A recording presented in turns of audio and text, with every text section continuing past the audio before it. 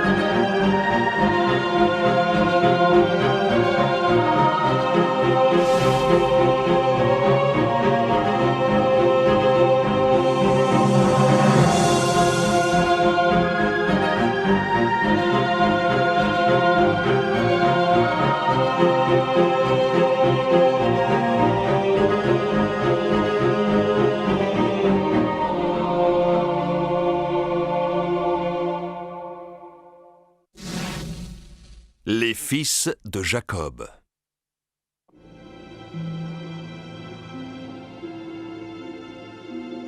Après un long exil au pays de Haran, Jacob, le fils d'Isaac et de Rebecca, décida de revenir au pays de son père, vers Hébron, dans les montagnes de Judée. Il a résolu de défier son frère Ésaü, qu'il a trompé il y a une vingtaine d'années, en lui échangeant son droit d'aînesse contre un plat de lentilles.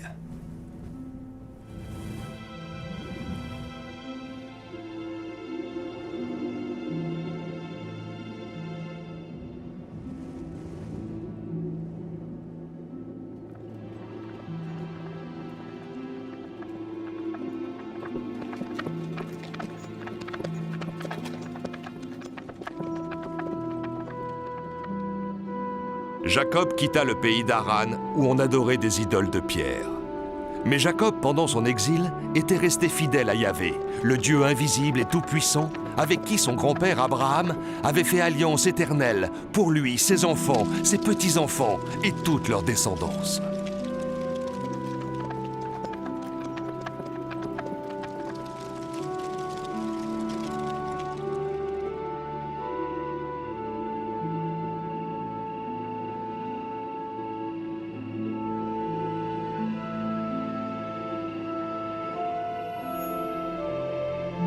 Ruben, Siméon, Lévi,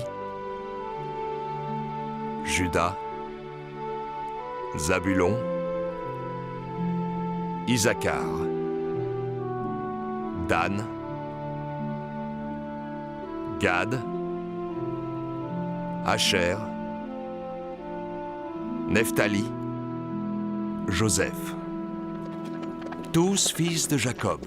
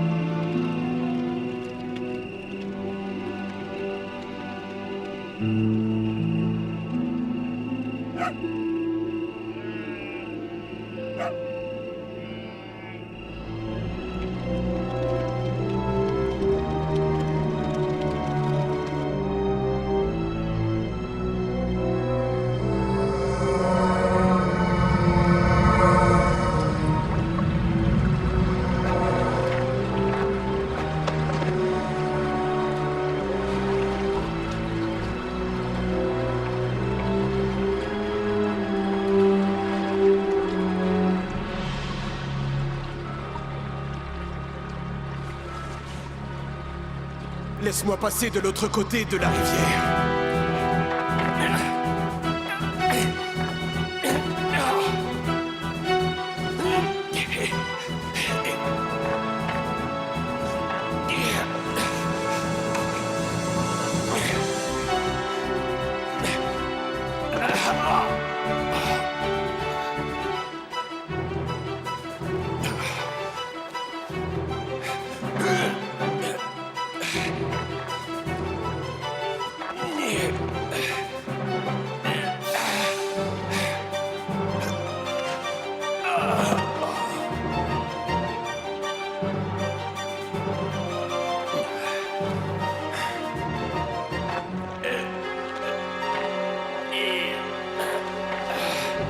Tu as assez combattu, l'aurore est proche maintenant, je dois partir. Tu as voulu me mettre à l'épreuve, je ne te lâcherai pas sans que tu m'aies donné ta bénédiction. Alors dis-moi comment on t'appelle. Je suis Jacob, le fils d'Isaac et Rebecca. À partir d'aujourd'hui, tu ne porteras plus le nom de Jacob, mais celui d'Israël, car tu as lutté avec Dieu et avec les hommes, et tu l'as emporté. Maintenant, c'est à ton tour de me dire ton nom. Pourquoi me le demandes-tu? Tu sais très bien qui je suis. Je te bénis, Israël. Je te bénis. J'ai vu Dieu face à face et j'ai eu la vie sauve.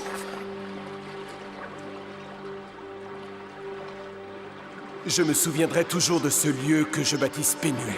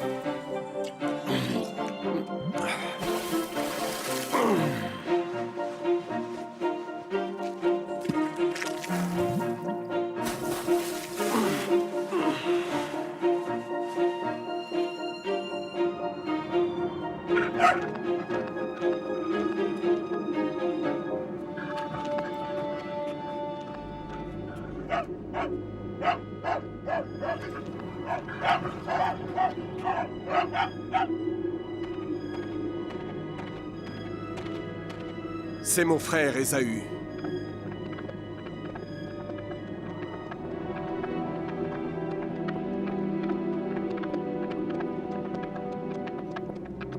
Que va-t-il nous arriver, Jacob? Ésaü va sans doute chercher à se venger. 20 ans ont passé, mais il n'a certainement rien oublié. J'ai péché contre lui et contre mon père, je l'ai dépouillé. Que vas-tu faire? Tu vas combattre ton frère? Tu ne vois pas qu'il est accompagné d'au moins 400 hommes en armes? De toute façon, je ne veux pas me battre contre lui.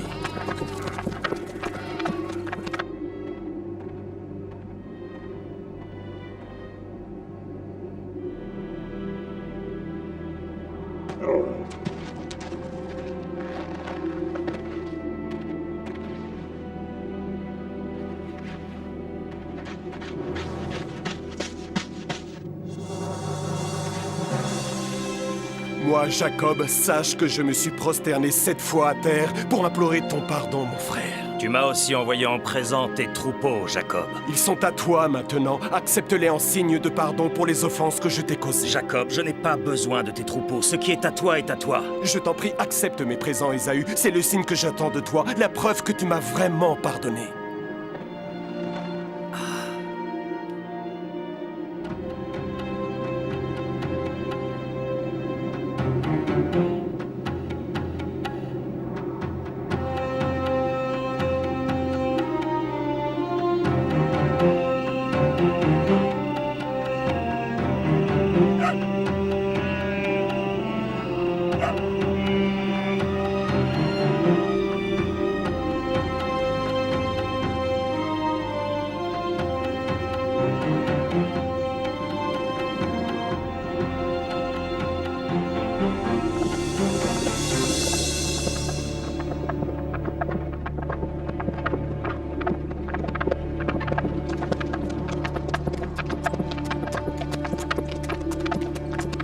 Réconciliés, Ésaü et Jacob reprirent ensemble le chemin du retour.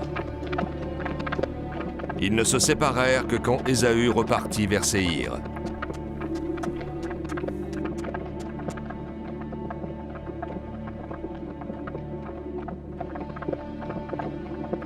Jacob, lui, se dirigea vers Sukkot. Il y bâtit une maison et dressa des huttes pour son bétail. Puis il repartit vers la ville de Sichem, au pays de Canaan où il voulait installer son campement.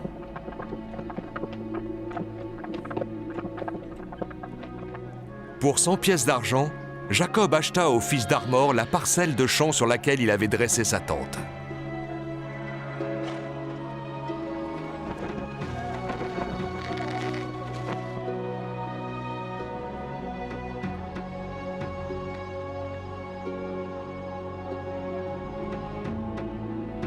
Et c'est là que Jacob éleva un autel, et il l'appela El, c'est-à-dire le Dieu d'Israël.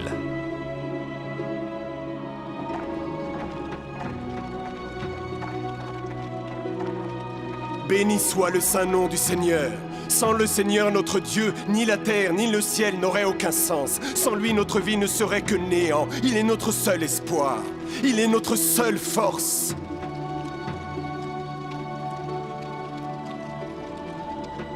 Nous sommes ta nation, ô Seigneur, et toi, Yahvé, tu es notre seul Dieu. C'est toi qui fais briller le soleil chaque jour au-dessus de nos têtes, et c'est toi qui fais tomber la pluie pour prévenir la sécheresse.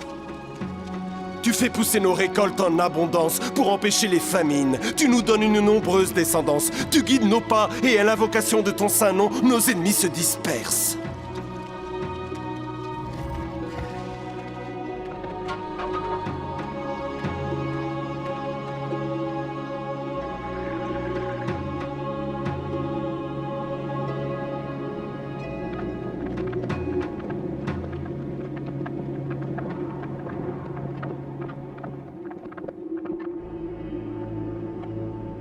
Les années passèrent et Dieu apparut encore une fois à Jacob. Puis Jacob partit pour Ephrata avec sa tribu. Mais en chemin, la caravane dut s'arrêter, car sa femme Rachel, devenue âgée, allait accoucher.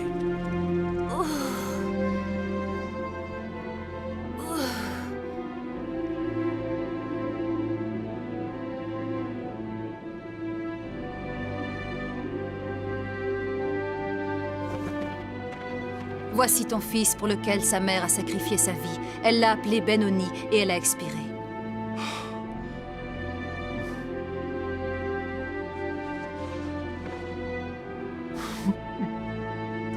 Je t'appellerai Benjamin.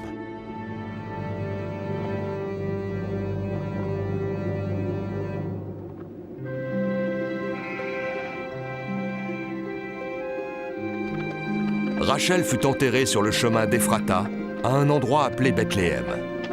Jacob érigea une stèle sur son tombeau.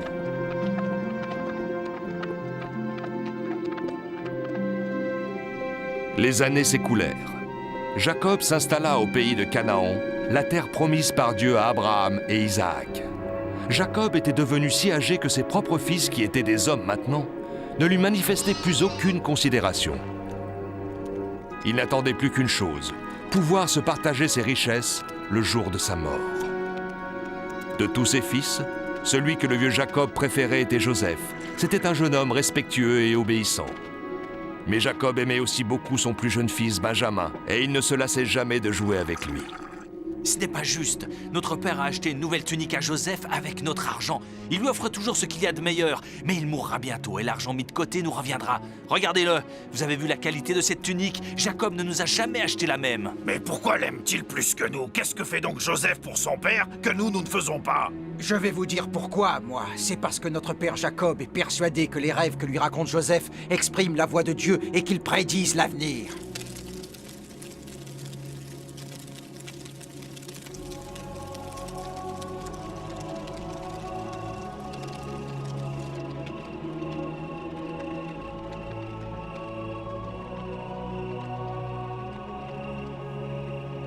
Père, j'ai fait un rêve étrange la nuit dernière que je voudrais vous raconter.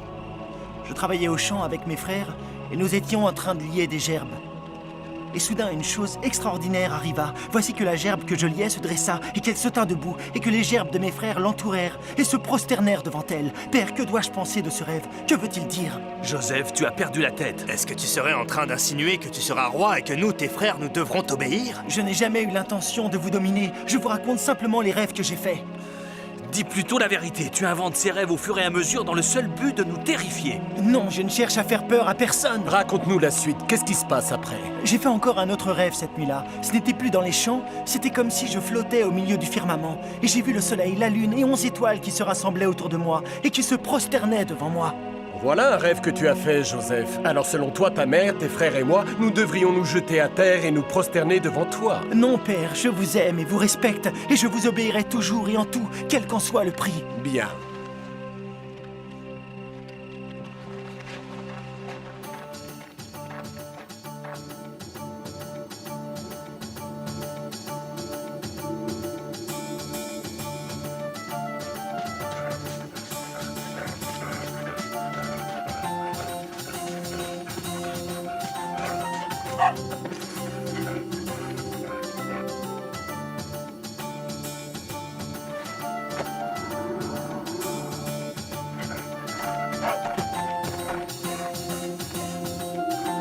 Bon chien, ça. Tiens, attrape une date. Lance-moi la balle, père, je voudrais bien une date, moi aussi.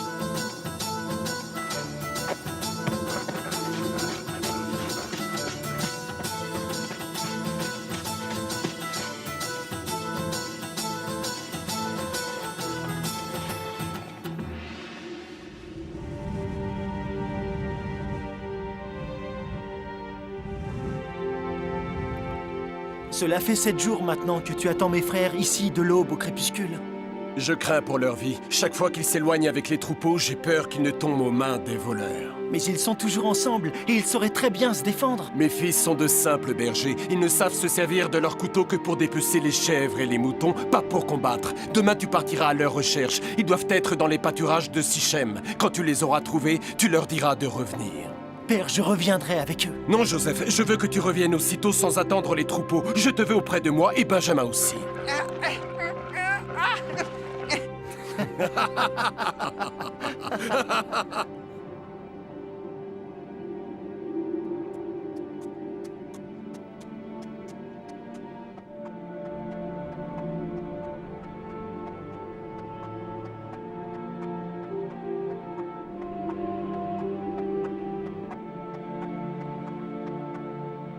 Hé, Isaacar, viens voir.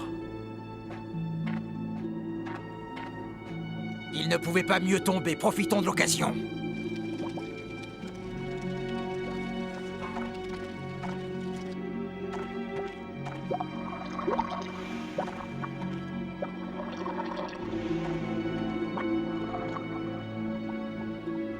Et qu'est-ce qui vous arrive? Joseph approche sur un âne. Qu'est-ce que tu racontes, Zabulon? C'est impossible. Où l'avez-vous vu? Si, il a raison, venez voir, je vous dis. Que vient-il faire ici? Il vient nous espionner au nom de son père, profitons-en pour le tuer. Mais pourquoi veux-tu qu'on le tue? Ruben, tu es le plus vieux, mais tu es aussi le plus stupide. Nous, les fils de Jacob, nous sommes déjà trop nombreux. On peut se débarrasser de Joseph et ensuite de Benjamin. Moins nous serons et plus grosse sera notre part d'héritage. Et que dirions-nous à notre père? Tu sais qu'il en mourrait de chagrin. Qu'est-ce que ça peut nous faire? On n'aura qu'à lui raconter que Joseph a été dévoré par une bête féroce. Il est hors de question de le tuer. Son sang est le nôtre. Tu as peur du sang? Ah, si vous voulez vous débarrasser de lui, jetez-le dans une citerne. Ce n'est pas la peine de le tuer. Je m'oppose à ce qu'on répande son sang. Très bien, nous ferons ce que tu proposes. Dépêchons-nous, il arrive.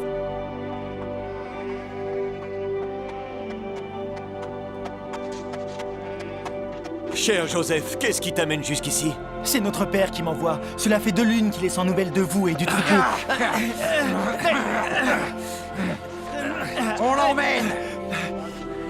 Mais qu'est-ce que vous faites? Lâchez-moi! Mais qu'est-ce qui vous prend? Lâchez-moi enfin, où m'emmenez-vous? On va te plonger dans l'obscurité, comme ça tu pourras rêver à ta guise.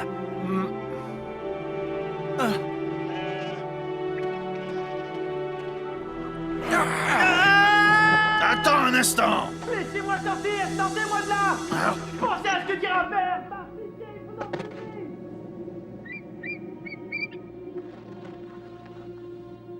Vous êtes plus riche maintenant, mais pas de beaucoup. Tu as peur que ton frère meure et que son sang retombe sur toi. Ruben, tu n'es pas seulement le plus stupide, tu es aussi le plus poltron.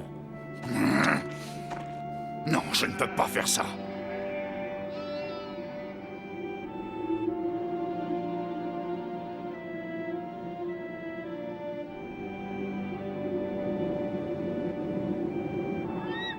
Est-ce que tu vois ce que je vois? Regarde ces cavaliers qui approchent. Oui, c'est peut-être notre jour de chance. Pourquoi? Parce qu'il m'est venu une idée. Nous n'avons qu'à leur vendre Joseph comme esclave et nous gagnerons quelques pièces d'argent. Qu'est-ce qui te fait penser qu'ils ont besoin d'un esclave? Ne t'en fais pas quand le prix est raisonnable. Qu'est-ce que vous voulez? Je vois que tes chameaux croulent sous le poids des marchandises. Nous sommes des marchands en route vers l'Égypte. Pourquoi nous as-tu arrêtés? Vous transportez beaucoup de marchandises et nous avons un esclave à vous vendre. Nous en avions 2, mais les gredins se sont enfuis. Hélas, nous ne pouvons t'en vendre qu'un, mais il est jeune, bien bâti et vigoureux. Si cet esclave est comme tu le dis, je suis intéressé. Attends là, je vais aller le chercher. Je t'en supplie, ne m'abandonne pas au Seigneur. Je suis le fils d'Israël. Je suis ton plus humble serviteur. Je suis circoncis comme tu l'avais demandé à notre père Abraham et à son fils Isaac. Tu as entendu ma prière au Seigneur. Je sais que tu ne m'as pas abandonné et je te rends grâce, Seigneur.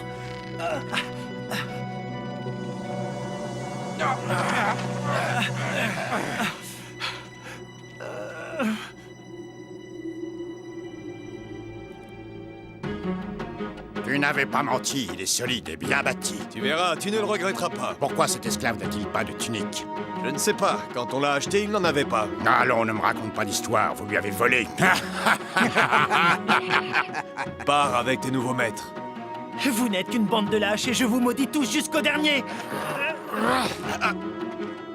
Du calme, j'ai besoin d'un esclave en bonne santé. Tiens, voici tes 20 cycles d'argent. Tu fais une excellente affaire.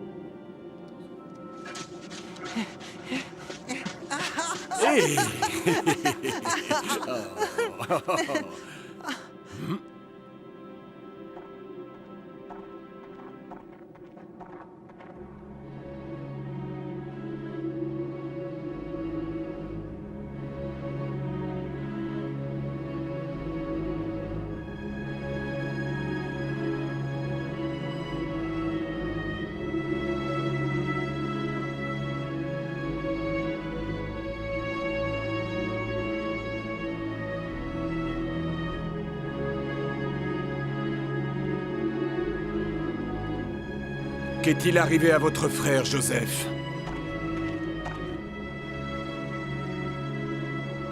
Il a été tué par une bête sauvage. Oh.